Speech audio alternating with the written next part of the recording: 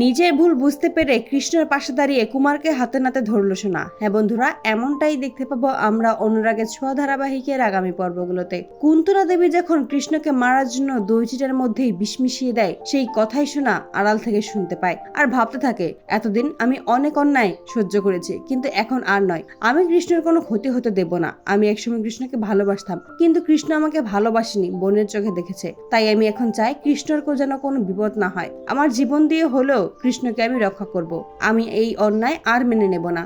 আমার মা বাবা কোনো অন্যায় না করেই শাস্তি পাবে, এটা হতে পারে না। তাই সোনা নিজের জীবন ঝুঁকি নিয়েই কৃষ্ণকে বাঁচানোর সিদ্ধান্ত নেয়। কুমারকে শাস্তি দিতেই কৃষ্ণের পাশে এসে দাঁড়ায় সোনা। কৃষ্ণকে কুন্তলা যখন দই চিড়া খাওয়াতে যাবে, ঠিক সেই মুহূর্তেই সেখানে হাজির হয় সোনা। কুন্তলাকে বাইরে পাঠিয়ে কৃষ্ণকে তখন সবকিছুই বলে দেয় সোনা। ওই কুন্তলা দই চিড়ের মধ্যে যে বিষ মিশিয়েছে কৃষ্ণকে মেরে ফেলার জন্য, কৃষ্ণ যেন কখনোই কুমারের পরিচয় না জানে, সকলের সামনে না আনতে পারে, সেই ব্যবস্থাই করে কুন্তলা। কৃষ্ণকে যখন সবকিছুই বলে সোনা, ঠিক সেই মুহূর্তেই কৃষ্ণ বুঝতে পারে সোনা নিজের ভুল বুঝতে পেরেছে। সে সাহায্য করতে চায় মা বাবাকে। সেই মুহূর্তেই কৃষ্ণ ও সোনা সূর্য ও দীপার কাছে ছুটে যায় এবং ওই কুন্তলাই যে কুমারের মেয়ে আর ওই গুরুজি যে আসলে কুমার, সেটা সকলের সামনেই বলে দেয় সোনা। এটা জানতে পেরেই সূর্য ও দীপা ছুটে আসে ওপরে। সোনা ছুটে আসে নিজের ভুল বুঝতে পেরেই। নিজের ভুলের প্রায়শ্চিত্ত করার জন্যই কৃষ্ণের পাশে দাঁড়িয়ে কুমারকে হাতে নাতে ধরে সোনা। তো বন্ধুরা, তোমরা এটাই তো চাও যেন সোনা নিজের ভুল বুঝতে পারে এবং কৃষ্ণকে সাহায্য করে কুমারকে হাতে নাতে ধরে? কমেন্টে জানাও।